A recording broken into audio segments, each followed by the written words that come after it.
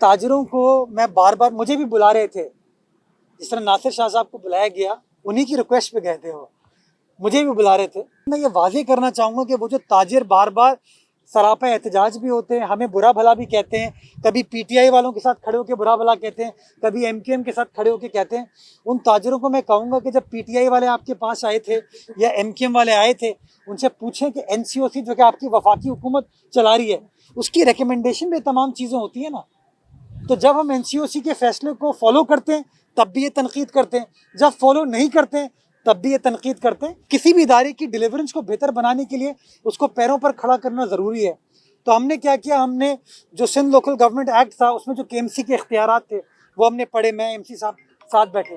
उसके अंदर जो टैक्सेस का रिजीम है जो ऑलरेडी मौजूद है उसको कहते हैं म्यूनसिपल टैक्स। ये मुख्तलिफ इकसाम के 3 टैक्सेस हैं जिसको साथ मर्ज कर दिया गया है। उन तीनों टैक्सेस को 2008 से अप्रूव किया हुआ है जब मुस्तफ़ा कमाल साहब सिटी नाजिम थे, और वो चीज़ कंटिन्यू होती चली आ रही थी।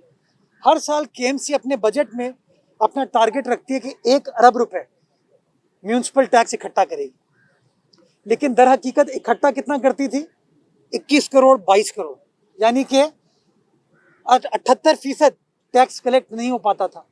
तो हमने ये फैसला किया, क्योंकि इल्ज़ाम ये भी लगता है पैसा चोरी हो जाता है, पिलफरेज होती है, नीयत का भी इशू होता है।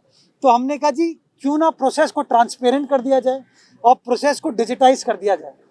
तो के इलेक्ट्रिक जो है वो ऑलरेडी बिल प्रोवाइड करती है हर सार्फिन के घर पे। तो अगर उस बिल के अंदर, जिस तरह आपका टीवी का लाइसेंस का बिल ऐड हुआ होता है, उसके अंदर 100 रुपये 150 रुपये होता है, आपका जो इलेक्ट्रिसिटी ड्यूटी है उसका क्वांटम उसके अंदर ऐड हुआ होता है।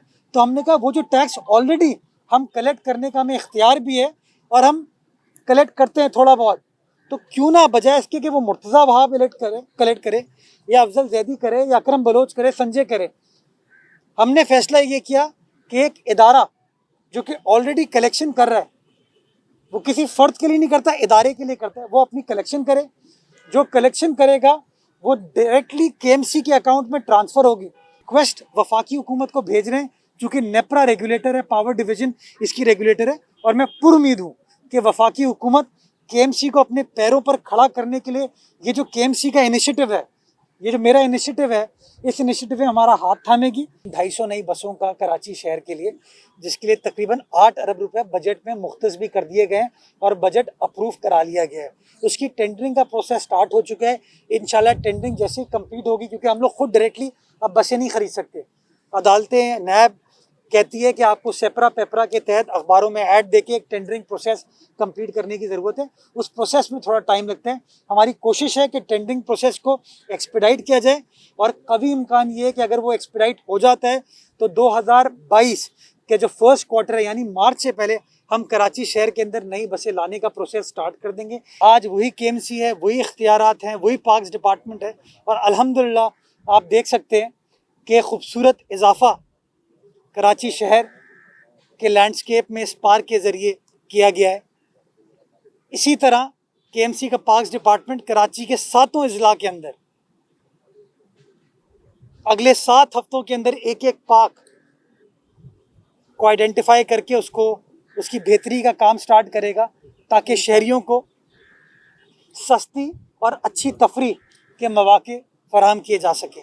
उसी केएमसी ने, जिसके बारे में कहा जाता था इख्तियारात नहीं है, उसी केएमसी ने बाग इब्न कासिम के अंदर उस फिश एक्वेरियम की कंस्ट्रक्शन के प्रोसेस को स्टार्ट करने का फ़ैसला किया है, और बड़े अरसे बाद एक बड़ा टेंडर, एक बड़ा ठेका केएमसी की जानिब से उस फिश एक्वेरियम का अखबार में पब्लिश कर दिया गया है।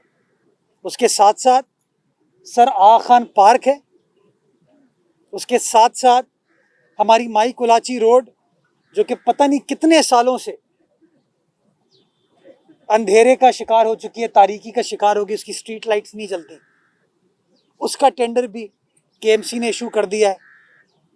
और last but not the least, जो ब्रिजेस पिछले 25-30 सालों में, 40 सालों में शहर में बने थे, उनके जो एक्सपेंशन जॉइंट्स, उनके स्ट्रक्चर को मजबूत बनाने के लिए, उसको भी ठीक करने का ठेका केएमसी ने जारी कर दिया है।